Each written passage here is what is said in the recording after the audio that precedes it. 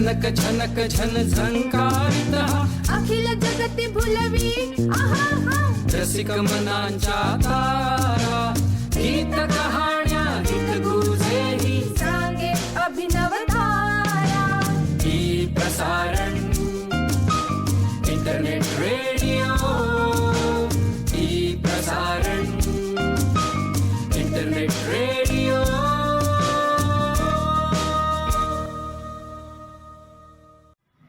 नमस्कार मंडळी. ई प्रसारण इंटरनेट रेडिओ आणि टेलिव्हिजनच्या गप्पा गोष्टी कार्यक्रमात मी मेघना साने आपणा सर्वांचं सहर्ष स्वागत करत आहे. मंडळी, आज आपल्याकडे पाहुणे आले आहेत लेखक दिग्दर्शक अशोक समेळ. कलाकार म्हणून रंगभूमीवर एंट्री घेऊन नंतर लेखक, दिग्दर्शक, निर्माते अशा सगळ्या भूमिका निभवत ज्यांनी मोठी कारकीर्द केली, त्यांच्या उल्लेखाशिवाय मराठी काय गुजराती रंगभूमीचा इतिहास सुद्धा लिहिता येणार नाही असे ते अशोक समेळ. कारण 27 मराठी नाटकं आणि 29 गुजराती नाटकं त्यांनी रंगभूमीला दिली आहेत. आज त्यांच्याशी प्रत्यक्ष संवाद करण्याचा योग आलेला आहे. आपण भेटूया अशोक समेळ यांना प्रत्यक्ष स्टेजवर आणि ऐकायला आहेत तमाम रसिक श्रोते. ऐकूया तर अशोक समेळ यांची मुलाखत.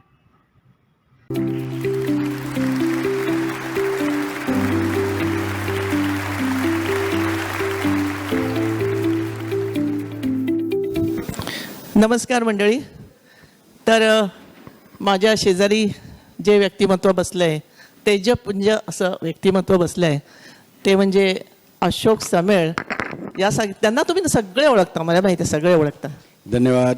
आता कसं आहे की मोठ्या माणसांना असं नावाने हाक मारण्याची पद्धत नसते ना. कोणी अण्णा, भाई, बापू असं म्हणतात आणि त्यातही 80 क्रॉस झाल्यावर तर म्हणतात. पण मी तसं काहीच नाही म्हणणार आहे. हो ना, चालेल. कारण त्याची 2 कारणं आहेत. मी एका ग्रुपवर विचारलं की ह्यांना काय म्हणतात, तर कांबडी मला म्हणाले तुम्हाला दादा म्हणतात. तर म्हणे दादा म्हणतात म्हटलं, पण मी नाही म्हणणार दादा. कारण काय आहे, ते कधीही दादागिरी करत नाहीत एकतर. आणि दुसरं असं की एका अल्बम नावाच्या मालिकेत मी त्यांची हिरोईन होते ना. दादा कसं म्हणणार, आठवते ना? हो ना, आठवण. मी तुला आठवण सांगतो आधी, म्हणजे मग आपल्या बाकीच्या आठवणी तुला सांगायला विचारायला मोकळीशी. अल्बम नावाची मी पहिली सिरियल केली होती दूरदर्शनसाठी, जयवंत दळवी यांच्या अल्बम कादंबरीवर. आणि ती सिरियल जेव्हा म्हणजे येणार होती दूरदर्शनवर, त्याच्या आधी त्याचं आम्ही टायटल गाणं करण्यासाठी, म्हणजे ते लिहा म्हणून कवी पी सावळाराम, दुसरं दवणे यांना मी सांगितलं की मला गाणं लिहून द्या. असं अल्बम तुम्हाला माहिती आहे, दळवींची अल्बम कादंबरी फेमस आहेत. कोकणातून आलेला माणूस आपलं घर शोधत असतो तिथे. आणि आदला दिवस म्हणजे दुसऱ्या दिवशी रेकॉर्डिंग आहे. सुरेश वाडकर आणि माझी पत्नी संजीवनी समेळ गाणार होती. आणि तरी गाणं आलंच नाही. सावळा म्हणालं नाही, हा म्हणाला दवणे मला दौरे आहेत. आता काय करूया म्हटलं. मी आयुष्यामध्ये कधी कविता लिहिली नव्हती. तर मी बसलो असं. दळवींचा सगळा तो ऑरा आणि ती जी काही कोकणातली माणसं मुंबईत तेव्हा येऊन जे गावामध्ये जीव आहे की माझ्या अंगणामध्ये काय दिसेल, तर तसं ते त्या दृष्टीने अल्बम सिरियलचं नावही अल्बम होतं. तुम्हाला सांगायचं मी आधी ते नमूद करतो. आशालता बापगावकर त्याच्यात होती. ती पु ल देशपांडेंना भेटायला गेली होती पुण्याला. त्या पु ल देशपांडे म्हणाले त्या अशोक समेळला सांग मी तुझी सिरियल अल्बम रोज बघतो आम्ही दोघंजणं. आणि तो माझा बहुमान होता ती सिरियल जेव्हा रिलीज झाली तेव्हा. तर त्या गाण्याची गंमत मी आपले वही घेतलं आहे. त्याला टेलिफोनवरच सांगायचं होतं. 88-89ची गोष्ट आहे. तर हिने आता आठवण करून दिली. खळीवाली मुलगी मला हवी होती. कोणीतरी हिचं नाव सांगितलं. मग हिला हिरोईन गेली खळी. आता खळी कुठे गेली माहीत नाही मला मेघनाची, तेव्हा होती. तर गाणं असं होतं. तर मी लिहिलं ते बसून. एखाद्या गद्यासारखं होतं, त्याला काही नाही, पण त्याला चाल अतिशय उत्तम लागली. शांकनीलनी, शशांक कट्टी आणि त्याचा भाऊ. ते घरकुल माझे, ते घरकुल माझे, कुणी सख्खे सावत्र, कुणी मावस चुलत, कुणी सगळीच माणसे माझी होती. हरवले दिवस ते हरवली माणसे ती, उरल्या फक्त स्मृती, दाटून आल्या उरी, उघडून अल्बम अल्बम अल्बम हा पहिला पाठ. हा तो दुसऱ्या अल्बम. पाठला आणखीन तुला आठवत असेल आठवणी, त्या आठवणी दाटून येती, त्या आठवणी, आठवणी बेचैन करणाऱ्या, आठवणी गंध दरवळणाऱ्या, सुगंध देणाऱ्या आठवणी, पिसाट वाऱ्याशी झुंजणाऱ्या, अथांग सागराशी झगडणाऱ्या, पहाटेच्या गारव्याची झुळूक देणाऱ्या आठवणी. तर आठवणी आठवणी album album album album album album album album album album. आणि ह्या टायटल लागल्यापासून ती सिरियल टॉपवर होती आमची आणि मेघना त्यात काम करत होती. तर आपण आठवणींना उजाळा देऊया सगळ्या जुन्या. आठवणींचं मोहोळ उठलंच आहे. आपण खूप छान आठवणी आज सांगणार आहोत आणि हा जो श्रोतृवृंद आहे ना तो असा आहे की तो ऐकतच राहील. खूप समंजस छान आहे. त्यांना खूप अनुभव आहेत, त्यामुळे आपल्याला शेअरिंग पण खूप छान मिळेल. तर लेखक, दिग्दर्शक, अभिनेते हे असे बहुआयामी व्यक्तिमत्व अशोक समेळ जे आहेत त्यांना आता आपण कादंबरीकार म्हणून ओळखतो. कारण मी अश्वत्थामा चिरंजीव, ते आभाळ भीष्माचं होतं आणि आता नवीन येऊ घातलेली म्हणजे आता जस्ट 12 ऑक्टोबरलाच प्रकाशित होणारी कादंबरी द्रौपदी काल आज उद्या. तर ही कादंबरी, अशा अनेक कादंबऱ्या, महाकादंबरी. अजून एक मध्ये मी सप्तचिरंजीव साठी अश्वत्थामा लिहिला. अजून एक सप्तचिरंजीव जे आले त्याच्यात बऱ्याच 6 जण इतर आहेत आणि 7वा मी आहे. बरोबर. तर त्याच्यातही अश्वत्थामा. तर अशा कादंबऱ्या लिहिलेल्या आहेत आणि त्यामुळे आपण कादंबरीकार म्हणून सुद्धा ओळखतो. तर आता डिम्पल पब्लिकेशनचं आमंत्रण येईलच म्हणा आम्हाला. तुम्ही पण सगळ्यांना द्यायलाच आमंत्रण. कुठलं पब्लिकेशनचं 12 ऑक्टोबरचं. आणि ठाण्यात करणार आहात की नाही? ठाण्यामध्ये करणारच ना. ठाणं माझं कारण 12 ऑक्टोबर कर्मभूमी आहे. 12 ऑक्टोबर पुण्यामध्ये मी का करतोय, कारण पुण्यामध्ये डॉक्टर माशेलकर आपण सगळे ओळखतात, सायंटिस्ट, ते माझे वर्गमित्र, बालमित्र. आणि अश्वत्थामापासून प्रत्येक कादंबरीला त्यांचा हात लागलाय. म्हणजे ते आभाळ भीष्माचं होतं, आपण इथे जेव्हा प्रकाशन करत होतो गडकरीला, तेव्हा डॉक्टर माशेलकर हे कोविडनी आजारी होते. त्यांनी हॉस्पिटलमधून बाईट पाठवला. तो बाईट आम्ही दाखवला प्रेक्षकाला. आणि एवढं कारण, आणि आता त्याला जरा थोडंसं त्रास होतो प्रवास करायचा, तर म्हटलं तुझ्यासाठी मी पुण्यामध्ये प्रकाशन करतो यावेळेला. आणि मग ठाण्यात तर करणार. ठाण्यात 101% होईल. आणि तुम्ही सगळ्यांना आमंत्रण आहे माझं, आवर्जून यायचं. तिकीट वगैरे नसणार आहे आणि भेटायचं मला सगळ्यांनी. तर ओळख करून देणं अजून माझं सुरूच आहे. तुम्ही रंगभूमीवर आलात पुत्र कामेष्टी, म्हणजे या नाटकातून व्यावसायिक रंगभूमीवर डायरेक्ट, बरोबर? त्याच्या आधी प्रायोगिक तुम्ही बराच काळ होतात, पण पुत्र कामेष्टी मधून व्यावसायिक रंगभूमीवर आलात आणि त्यानंतर मग एकामागून एक नाटकं लिहू लागलात अनिल बर्वे यांच्या कादंबरीवरून. 11 कोटी गॅलन पाणी, काय त्याची गंमत सांगतो म्हातारा झाला तुला. त्याची मेघना गंमत अशी आहे, पुत्र कामेष्टी नाटकाच्या वेळेला प्रभाकर पणशीकर, सुधाताई करमरकर आणि मी, आम्ही 3 जीवलग मित्र. तर संध्याकाळी दौरा जेव्हा असायचा तेव्हा 10-10 दिवस आम्ही बाहेर असायचो. तर त्या दौऱ्यामध्ये वेळ कसा घालवायचा, तर आम्ही वेगवेगळ्या साहित्यावर चर्चा करायचो. तर अनिल बर्वेच्या, पुत्रकामेष्टीचा नाटककार अनिल बर्वे, तर अनिल बर्वेच्या नाटकावर चौकशी करता करता पणशीकरांना एक दिवस मी सहज म्हटलं, पंत म्हटलं मला डोंगर म्हातारा झाल्यामध्ये प्रचंड मोठं नाटक दिसतं. हो रे म्हणाले, मी त्याला सांगतो अनिलला, पण तो लिहित नाही आहे. म्हटलं बघ काही म्हणालो नाही, आपण प्रयत्न करूया म्हणालो. आणि 2.5 वर्षांनी मी पणशीकरांना धक्का दिला, मी नाटक लिहिलं आहे, येतो म्हणाला घरी ऐकायला. कारण नाटक म्हटलं की ते सगळे नाटकच जगत होते. आले ऐकायला, मला म्हणाले हे प्रायोगिक झालं आहे तुझा सूत्रधार परत लिही. परत लिहून व्यावसायिक नाटक करण्याच्या आधी बँकेची स्पर्धा आली आणि 25 वर्ष बँकेच्या एकांकिका स्पर्धेला झाली म्हणून त्याने नाटकाची स्पर्धा घेतली. तर त्या नाटकाच्या स्पर्धेमध्ये डोंगर म्हातारा झाला, माझे मित्र शिर्के होते रिझर्व्ह बँकेमध्ये, त्यांनी करायचं ठरवलं आणि ते केलं. आणि ते नाटक त्या दिवशी बघायला प्रेक्षकांमध्ये डॉक्टर काशीनाथ घाणेकर, मोहन तोंडवळकर, सगळी इंडस्ट्री, पणशीकर तर होते, सुराताई होत्याच, आणि ही सगळी इंडस्ट्री होती. आणि माझं पहिलं नाटक मी आतमध्ये असा कोकरासारखा बसून रवींद्र नाट्य मंदिरला बसलो होतो. काय होतं आहे नाटकाचं भाग्य आपले, आपण लेखक होऊ की नाही. आणि टाळ्यांचा कडकडाट सुरू झाल्यावर माझ्या डोळ्यातून पाणी यायला लागलं. म्हटलं चला आपण सक्सेसफुल झालो. हे सगळे तुमचे आशीर्वाद आहे. पण एक कलाकार म्हणून तुम्ही व्यावसायिक रंगभूमीवर आलात आणि ही नाटकं कशी काय लिहिता आली तुम्हाला? ते लिहावंसं वाटलं आमच्या गप्पांमध्ये. हे पंत पणशीकर आणि सुधाताई करमरकर आमच्या तिघांच्या गप्पांमध्ये हे नाटक आणि मी म्हटलं प्रयत्न करूया, आपल्याला फार तर नाही जमेल. इतक्या वेळेला केलं. एकदा एक एकांकिका लिहिली होती मी एकदा. पण ते नाटक लिहिणं संपूर्ण आणि त्याचा गाभा आणि व्यावसायिक नाटकाचं वेगळं, प्रायोगिक नाटक लिहिताना आपण वेगळा एक ग्राफ असतो त्याचा. पण व्यावसायिक नाटक लिहिताना प्रेक्षकांना आवडेल की नाही हा आपल्या समोर एक ठेवायला लागतो. आणि अलीकडे खर्च वाढत झाल्यामुळे थोडा व्यावसायिक दृष्टिकोन निर्मात्यालाही हवा असतो, कारण त्याशिवाय नाटकरण कसं करणार. उत्तम विषय असतात पण ते बऱ्याच वेळा बघितले जात नाहीत. त्यामुळे तो जो भाग आहे तो सुधा करमरकर आणि प्रभाकर पणशीकरांनी मला लेखक बनवला, नाटककार बनवला असं म्हणेन. आणि आज मी तेपर्यंत मी 62 नाटकं लिहिली, त्यातली 29 गुजराती लिहिली.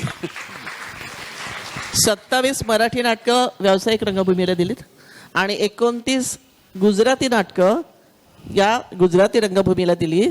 पण का हो, गुजराती तुम्ही कधी शिकलात आणि गुजराती नाटक कसं आलं? ગુજરાતીની વાત શું છે તને કેવું, નાનપણથી હું ગુજરાતીમાં રહું છું એટલે હું ગુજરાતી શીખી ગયા. અરે આવી ગયા મને, એટલે કઈ વાંધો નહીં આવી ગયા મને. ते लहानपणापासून मी गुजरात्यांमध्ये होतो. क्रिकेट पण मी गुजराती, माझा टीम होती तिथून खेळत होतो.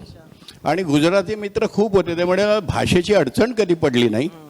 आणि गंमत काय झाली, माझे गुरु पुत्रकामेष्टीचे दिग्दर्शक कांती मडिया हे गुजरातीचे फार मोठं प्रस्थ होतं. म्हणजे लेखक नव्हतं कांती, पण दिग्दर्शक आणि अभिनेता मोठा गुजरातीचा एक महान माणूस. तर त्याने पुत्रकामेष्टी डिरेक्ट केलं, त्यामुळे ते माझ्या मैत्रीत होते. आणि मी जेव्हा नाटककार म्हणून नाटक लिहायला लागलो तो पिंजरा, तर तो म्हणाला अरे अशोक હું આ નાટક કરવાનો છું ગુજરાતીમાં. तर मग बघायला आले ते मिसेस त्यांची आणि त्यांनी नाटक पाहिलं, म्हणाले मी करतो. आणि पहिलं नाटक म्हणजे माझ्याबरोबर पद्मा चव्हाण होत्या तेव्हा, म्हणजे महाराष्ट्राची मर्लिन मनरो म्हणायची, ती माझ्या आईच्या रोलमध्ये असायची. तर मर्लिन मनरो, मी, डॉक्टर काशीनाथ घाणेकर, कारण काशीनाथचं ते फेवरेट नाटक होतं, तो विंगमधून बघून टाळ्या मारत बसायचा. एक प्रेम होतं त्याचं एक माझ्यावर. तर असं ते नाटक बघायला बसलो. आणि तेव्हा तिकडे गुजराती प्रेक्षक आम्हाला जे भेटले, गुजराती नाटक आपलं मराठी नाटक बघणारे प्रेक्षक ह्याला दीनानाथला येतात, तर त्यांनी पिंजरा नाटक पाहिलं होतं माझं. तर ते प्रेक्षक भेटले, म्हणाले कांतीत बरोबर काम करत नाही, तुमच्यासारखं काम नाही करत. मला असं लाजल्यासारखं झालं. आणि म्हणाल तुमचं नाटक जास्त. म्हटलं वेगवेगळ्या ऑडियन्सचा म्हटलं हा थॉट आहे.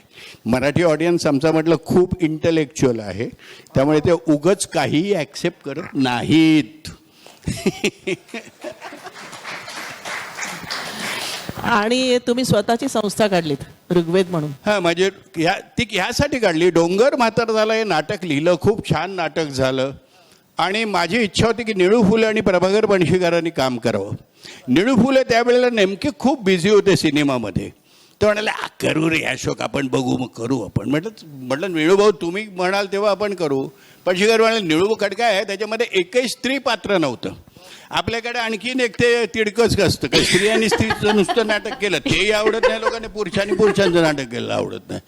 तर त्यामुळे स्त्री पात्र नव्हतं, त्यामुळे हे दोन तगडे आर्टिस्ट मिळाले असते तर ते नाटक झालं. पण पणशीकर नाही करू शकले. मग मी त्यासाठी माझी संस्था काढली. प्रायोगिक नाटक व्यावसायिक रंगभूमीवर मी वेगळ्या पद्धतीने आणलं. आणि मी पहिला माणूस आहे प्रायोगिक नाटक रंगभूमीवर आणणारा. 83 साली ते नाटक मी रंगभूमीवर आणलं. आणि त्या नाटकाचे 50 प्रयोग केले. बापूराव माने मोठे नट तुम्हाला माहिती आहेत त्या काळातले, आपल्या सगळ्या पिढीला माहिती आहेत. तर बापूराव माने पुण्यामध्ये म्हणाले की अरे कमाल करताय तुम्ही, अशी नाटकं तुम्ही यायला. म्हटलं अशीच नाटकं आता यायला पाहिजे ना, वेगवेगळे विषय. बरं, ती अनिल बर्वेची गाजलेली कादंबरी डोंगर म्हातारा झाला, त्याची थॉट प्रोसेस खूप वेगळी होती.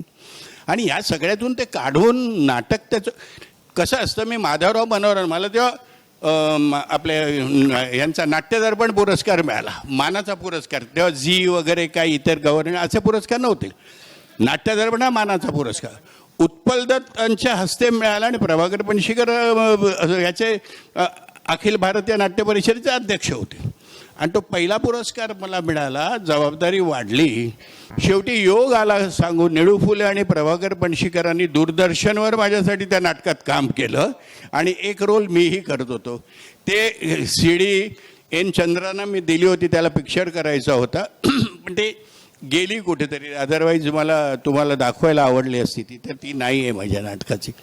असो प्रेक्षकांना एकदम लक्षात राहील अशी तुमची भूमिका. म्हणजे इथे कोणी जसं नसेल की ते नाटक पाहिले नाही. अश्रूंची झाली फुले. आता याच्यामध्ये तुम्ही 800 तरी प्रयोग शंभू महादेव वगैरे केले, पण सुरुवातीला त्यात प्रवेश कसा झाला हे ऐकण्यासारखं आहे ना. कुठलं अश्रूंची झाली फुलेमध्ये अचानक तुमचा प्रवेश कसा झाला होता? तो गंमत सांगतो त्याची. तो मी रोल वेगळा केला. एकदा नाट्यसंपादकावर माझी आणि पणशीकरांची मैत्री होती, त्यामुळे संध्याकाळ झाली की ऑफिसवर मला बोलवायचे, ये आपण नवीन काय विषय बघूया, चर्चा करूया. पण तो चर्चा करायला जाता जाता बिपिन तळपदे नावाचे एक ॲक्टर होते. धर्माप्पा शेठ कॅरेक्टर जे आहे त्यातला व्हिलन तो बिपिन तळपदे करायचा. मी बसलो होतो पणशीकरांकडून. 75 साली मी सेट घेतले होते. मी तेव्हा सेंट्रल गव्हर्नमेंट कॉलनी किंग सर्कलला राहत होतो तिथे. आणि तिथे आम्ही हौशी मुलांनी मिळून ते नाटक असं प्रोफेशनल सारखं करून आमची हाऊस भागवली होती. तर ते तिथे बसलो असा त्यांच्यासमोर आणि बिपिनचा फोन आला, अरे प्रभाकर मला उद्या येता येणार नाही. उद्या येता येणार नाही? अरे 8 दिवसाचा दौरा आहे तुला, मालवणला प्रयोग आहे, सकाळी निघायचं, येता येणार नाही म्हणजे काय? मी समोर बसलो होतो. मला म्हणाले बघ असंही करतात. माझ्याकडे एक क्षणभर बघितलं त्याने असं, तू धर्माप्पा करतोयस. म्हटलं काय वेळ लागली का काय तुम्हाला? उद्या प्रयोग आणि व्यावसायिक नाटकामध्ये अश्रू. कोण कोण बघा, काशीनाथ घाणेकर आहेत लाल्या, प्रभाकर पणशीकर आहेत, चित्तरंजन कोलटकर आहेत शंभू महादेव तेव्हा, बरं. आणि धर्माप्पा आपला बिपिन पहिल्यापासून म्हणजे एक तिसरी रिप्लेसमेंट होती, बिपिन करायचा. बिपिन नाही आहे म्हटल्यावर मला वाटतं तू कर धर्माप्पा. म्हटलं मी नाही करू शकत. म्हटलं माझे अंग कधी अच्छा अर्धा होतो याच्यात. म्हटलं मी नाही, ते बघू काय करायचं, तूच कर, चांगला दिसेल. म्हटलं नाही अहो, ते नंद्या पुस्तक आण. पुस्तक दिलं, वाचलं रात्रभर. संध्याकाळी आम्हाला दुसऱ्या दिवशी निघायचं आहे आम्हाला. नाही दुसऱ्या दिवशी रात्री निघायचं होतं, परवा प्रयोग होता तो. आणि रात्री निघायला आलो, डॉक्टर कळलं माझा डॉक्टरांचा माझ्यावर राग होता काशीनाथ घाणेकरांचा. कारण पुत्रकामेष्णीमध्ये काशीनाथ घाणेकरांना कांतीमणी यांनी रिप्लेस केलं होतं आणि त्याचा रोल पणशीकर. त्यांचे काही डिफरन्स ऑफ ओपिनियन झाले, काही चर्चा वाद झाले. आणि मग मला आयत्या वेळेला तिकडे तो रोल मिळाला होता. म्हणजे माझी ऑडिशन घेतली आणि मला रोल मिळाला. तो तर कोण करतोय? अशोक करतो. बरं गेला झालं. हेच हे एनॅक्ट करून तुम्हाला का दाखवतो, कारण त्या आठवणी अशा आहेत. मी घाबरून मागे जाऊन बसलो होतो बसमध्ये शेवटच्या भाकर. आमचा हिरानंद नावाचा बॅकस्टेजचा आर्टिस्ट होता, तुला माहिती आहे, ही होती नाट्य संपादक.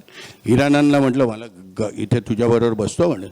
मागे चित्तरंजन म्हणजे काशीनाथ पहिल्या बरोबर, फैयाज समोर, मागे प्रभाकर पणशीकर, त्यांच्या मागे चित्तरंजन कोलटकर आणि बिपिन तळपदे. फैयाज झोपायचे तिथे वरती एक हे होतं, तिथे तो झोपायचा. तर मी जाऊन मागे बसलो. म्हटलं आपल्याला काय झोपायचं, इकडे मागे बसून अरे करून एक 5-10 मिनिटांनी बस चेंबूरच्या पुढे गेलं, राहा आली मला.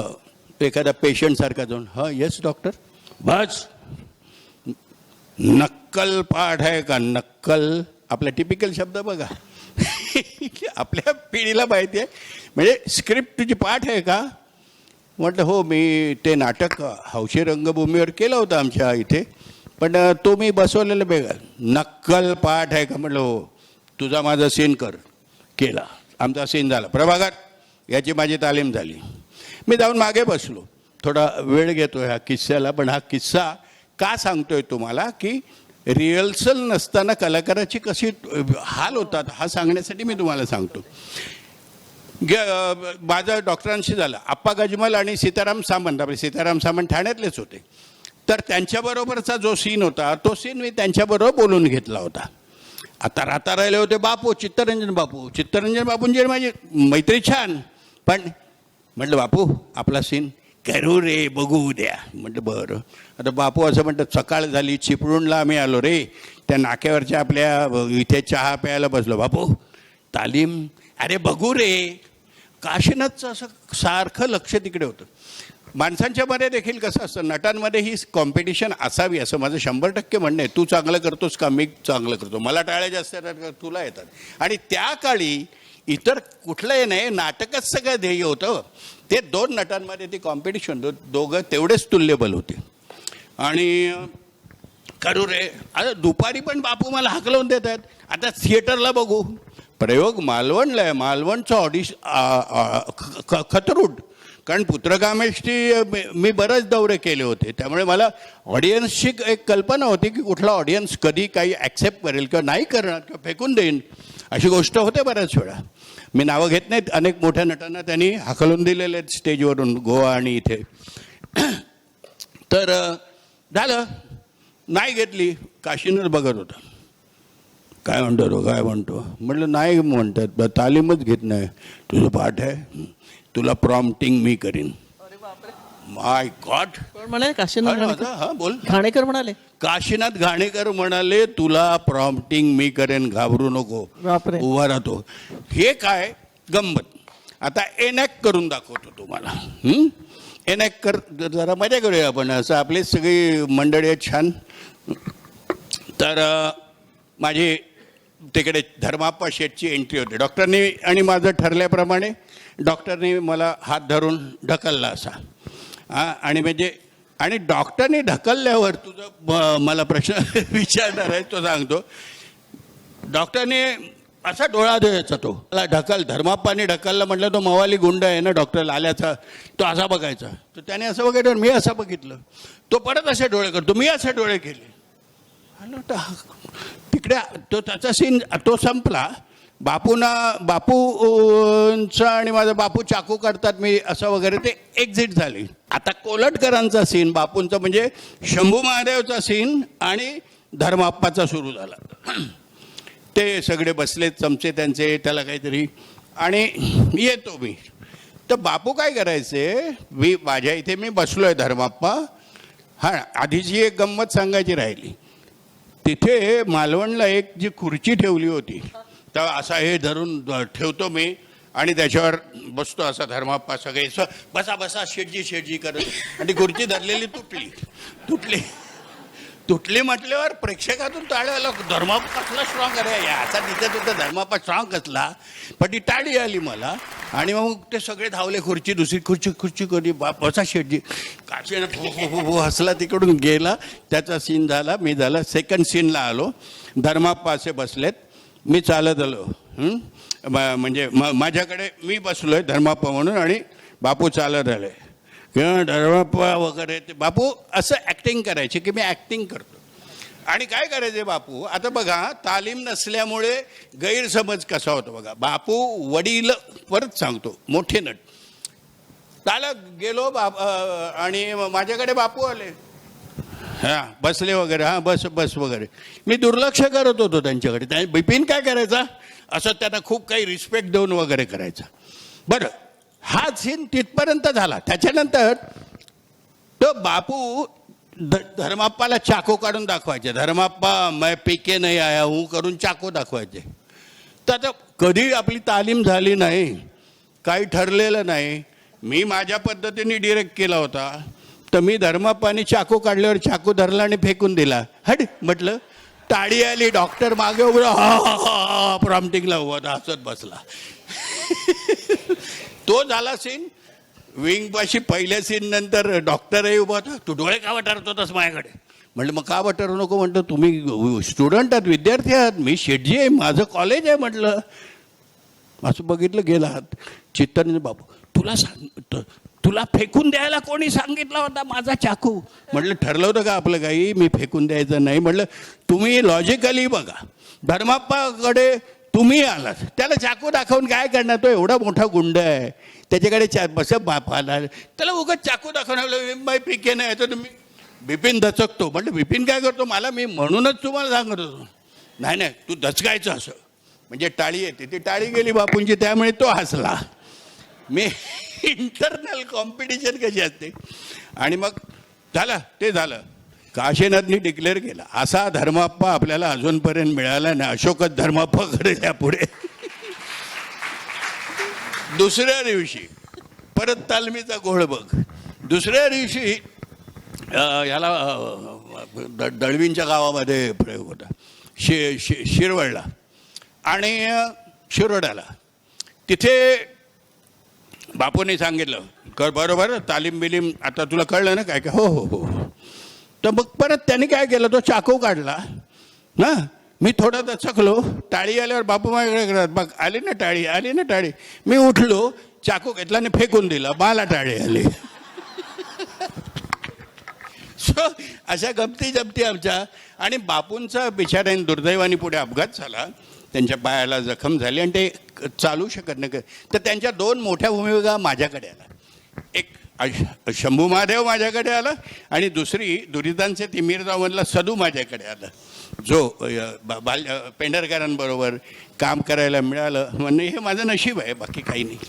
अशी गंमत जम्मत. तुम्ही असं लिहून ठेवलं होतं की काशीनाथ घाणेकर यांच्याबरोबर काम करणं म्हणजे वाघाच्या गोळ्यात शिरण्यासारखं आहे असं लिहून ठेवलं होतं. आणि हा धर्माप्पा काशीनाथ घाणेकरांसमोर उभं राहून त्यांच्या डोळ्याला डोळे भिडवत होता. तर दुसऱ्या दिवशी काशीनाथनी त्यांना विचारलं की आतापर्यंत ज्यांनी धर्माप्पा केले कोणी माझ्या डोळ्याला डोळा नाही भिडवला. डोळ्यात नाही म्हणतो मान खाली घालायचे ते. तू म्हणे डोळ्याला डोळा भिडवला. तर हे म्हणाले मी लाले आहे. तू तर लाले आहेत ना मी धर्माप्पा आहे. धर्माप्पा लाल्याला कशाला घाबरेल. तो तर स्टुडंट आहे ना. पुढे काय धर्माप्पा माती खाऊन पाया बिया पडतो तो पडेल पण अरे आता कशाला पडू. पण अस्कर असं होतं की मोठे कलाकार जे असतात ना त्यांना असं वाटतं की आपल्या डोळ्याला डोळा देऊ नये आपल्या समोर घाबरावं यांनी. हे असतं आणि रोल आहे. गंमत म्हणजे काय तो काळ असा होता मी जो तुम्हाला सांगतोय तो एकमेकांमध्ये कुरघोडी करण्याचा आणि अधिकाधिक नाटक उत्तम करण्याचा काळ होता. आणि अधिकाधिक नाटक उत्तम करण्याकडे कल होता. त्या कलाकारांचा जो कस लागायचा तो काही विलक्षण होता. म्हणजे तसा आता बघायला मिळत नाही कुठे म्हणजे आमच्या नजरेला. आणि एकमेकांना सांभाळून जितकं घ्याल तितके ते प्रयोग जास्त होतील ना. एकमेकांना सांभाळून जितके कलाकार घेतील तेवढे प्रयोग जास्त होतील. पण गंमत माहितीये का पणशीकरांच्या तोमी नव्हेच मध्ये ते कोणाला सांभाळायचे नाहीत. अश्रूंची झाली फुलेमध्ये एकदा क्षमा वैद्य चुकली तर हे आपले गप्प बसलेत. तर त्या वाक्य जवळ ते होते द्यायला. मग म्हटलं अहो त्यांना काय म्हणायचं म्हणून मी तिचं वाक्य घेतलं तर ते करत बसले. म्हटलं हो काय करत बसले. पण पणशीकर कशी तालीम करायचे म्हणजे असे बसले ना बसमध्ये की त्यांचं तोंड असं हलत असायचं. 1 तास असे करत होते. मी क्षमा विद्याला विचारलं हे असे काय करतायत एकटेच बसून. संपूर्ण ऍक्ट ते एकटे बोलतायत म्हणे. आणि ही त्यांची तालीम आहे. हा त्यांचा रियाज आहे. गंमत सांगतो की आम्ही त्या काळात म्हणजे आजही मी माझं सगळी जी नाटकं आहेत ना ज्या ज्या नाटकात कामं केलेत त्याचा रियाज करत बसतो. त्यामुळे डिक्शन बघा आजही स्वच्छ आहे. नाटक असं दाबलं बोलतात नसतं ना.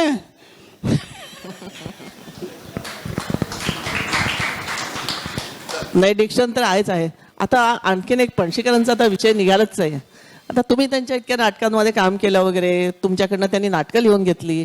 पण पुढे असाही प्रसंग आला की तुमच्या नाटकात तुम्ही त्यांचं कास्टिंग केलं तेही नटसम्राट सारख्या नाटकात. तर नटसम्राट मधली भूमिका कशी पसंत. मध्ये तुला बरीच मुलाखत म्हणजे माझे 2-4 तास घ्यावी लागेल त्यामुळे आपण डायरेक्ट नटसम्राटवर येऊ. नाही मध्ये मध्ये विचारणार आहे नंतर सुद्धा. मध्ये हा विचार नटसम्राटचा विषय तुम्हाला सांगतो. आणि मी नटसम्राट तुम्हाला देणार आहे आज. प्रयत्न करतो किती जमतंय मला. पणशीकरांकडे आमचे तिथे शिवाजी मंदिरचे व्यवस्थापक नरे म्हणून होते मनोहर नरे ज्यांच्या हातामध्ये शिवाजी मंदिरच्या सगळ्या तारखा आणि त्यांची स्वतःची संस्था होती. त्या संस्थेतर्फे त्यांनी बरीच नाटकं केली. एक दिवस संध्याकाळी मी गप्पा मारायला त्यांच्याबरोबर बसलो. अशोक आपल्याला नटसम्राट करायचं आहे. म्हटलं मग करा की. म्हटलं असं काही नाही नटसम्राट बाकी इतका राजा गोसावीने पण केला तर तुम्हाला डोक्यात आलं असेल तर करूया आपण. प्रभाकर पणशीकर काम करतील का. म्हटलं पंत वरती असतील आता माझी वाट बघत असतील तर मी जाऊन विचारतो करतील का. तर मी नरेनकडून पणशीकरांकडे गेलो. नाटक नरेनचं करायचं पक्क ठरलं. पंतांकडे गेलो. म्हटलं पंत नाटक करायचं आहे. कुठलं? म्हटलं नटसम्राट. हट हट हट हट, मी नाही करणार त्याच्यात. पहिल्यांदा ते नाटक माझ्याकडे झालं होतं. मी नाही म्हटलं, एका बापाची व्यथा आहे म्हणून मी त्या नाटक रिजेक्ट केलं. मग त्यांनी डॉक्टर लागून नवीन नट शोधून त्याला दिलं. तर म्हटलं मी नाही करणार त्याच्यात त्या नाटकात का. म्हटलं तू ठीक आहे रिजेक्ट तुम्ही केलं. का रिजेक्ट केलं? बापाची व्यथा. प्रत्येक बापाची व्यथा वेगळी असू शकते. शेक्सपियर नट जो आहे आप्पासाहेब बेलवलकर, त्याची व्यथा वेगळी असू शकते. त्याच्या मुलाकडून काही अपेक्षा असू शकतात, त्या वेगळ्या असू शकतात. आणि जर त्याला मिळालेले 40,000ची काही थैली त्या काळातली त्यांनी मुलांमध्ये वाटून दिली. बायको सांगते समोरचं ताट द्यावं, पाठ काढून देऊ नये कधी. तर ह्या तात्यांची भाषा. आणि मग मी त्यांना समजवलं की मी नाटक कसं करणार आहे.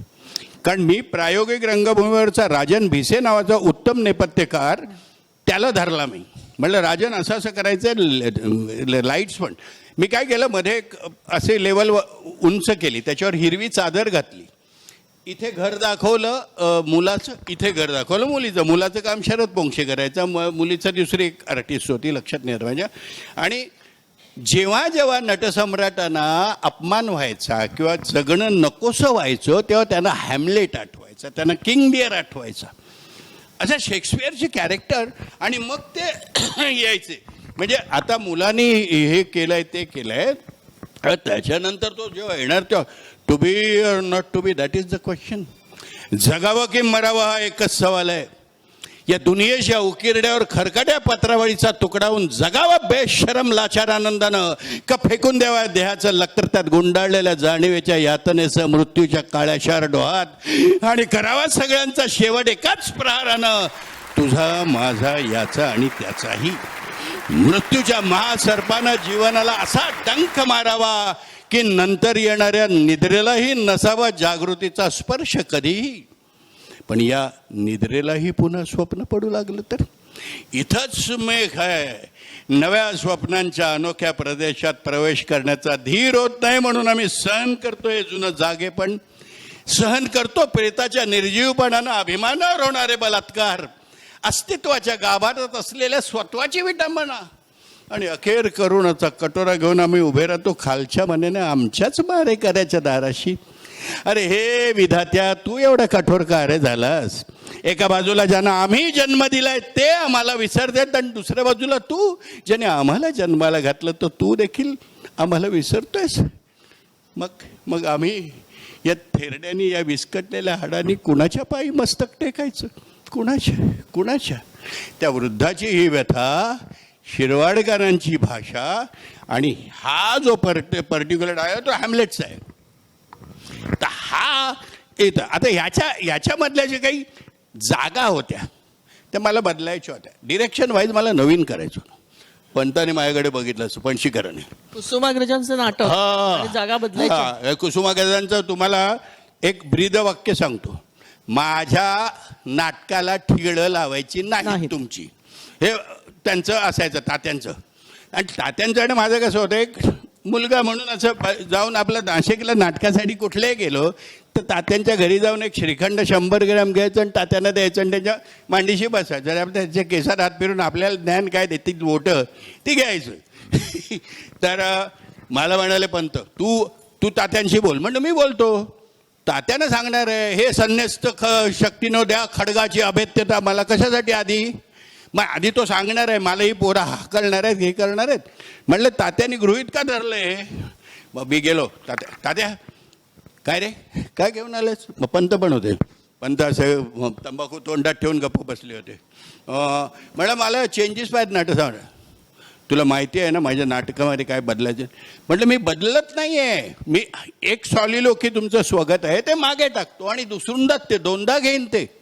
हे संन्यस्त खडग. आणि तेव्हा माझा सेट पण मस्त होता. असा वरती पायऱ्या चढत ते यायचे, वादळाचा वगैरे ह्या फील यायचं. आणि नाटक करण्याच्या आधी प्रयोग, नाटकामध्ये पहिला प्रयोग करायचा. आणि मला चालता येत नाही, मी थिएटरला येऊ शकत नाही. माझ्या अंगणात मला दाखवायचं आणि मगच तू नाटक करायचं. मी नाही म्हणाल तर तू नाही करायचं. म्हटलं डन तात्या. 2 महिने तालमी घेतल्या मी नटसम्राट. मला वेगळं करायचं होतं आणि जे मी करत होतो नरेंचं दुसरं नाटक करत होतो. एक आधीचं एक 16,000 देखणी नावाचा तमाशा प्रधान एक प्रकार केला, तो मीच घाबरलो. शहाजी काळे म्हणलं अशा नाचतात नाही का? अरे बापरे म्हटलं, मला भीतीच वाटली. तर म्हणलं अरे ही वेगळी कला आहे, असं काय करतोय तू? असं तो. तर गेलो तिथे तात्यांच्याकडे आम्ही सगळ्या टीमला घेऊन. तात्यांच्या अंगणात तात्या खुर्ची ठेवून असे मला कुठे पकडता येईल म्हणून बघायचे. मी आपल्या गपचूप तो चालू. सगळं नाटक तात्यानं दाखवलं दुपारी. सकाळी लवकर गेलो कारण रात्री प्रयोग होता परत नाशिकला कालिदासला. तात्यांनी नाटक पाहिलं, सुन्न होऊन नुसते असे बसले. मला वाटलं गेलो गाळ्यात मार खायला लागणार. पंत म्हणाले भोग आता तुझ्या कर्माची फळं. म्हणलं हो. म्हणून मी गप्प बसलो. तात्या इथे रे इथे. तू आधी का नाही भेटलास मला? काय पाहिजे आधी? अहो सर ह्याच्यापेक्षा काय पाहिजे? कुठे घेऊन जायचं आहे काय आपल्याला आणखीन? हे आशीर्वाद केवढे मोठे आहेत सांग. शिरवाडकरांचे ते पण. म्हणजे सुरुवातीला हे सगळं स्वगत म्हणण्याच्या ऐवजी तुम्ही पणशीकरांची एंट्री थाटात दाखवलीत. कुठले?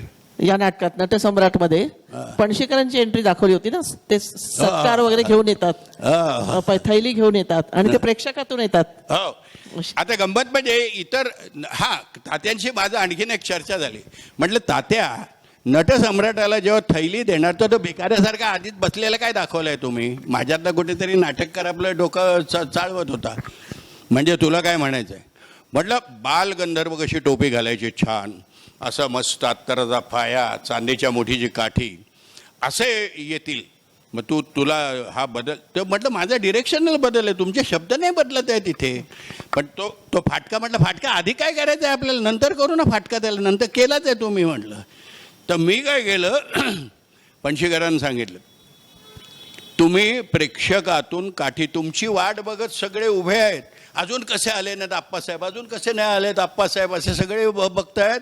आणि तुम्ही प्रेक्षकातून माफ करा रसिक हो, माफ करा उशीर झाला मला जरा.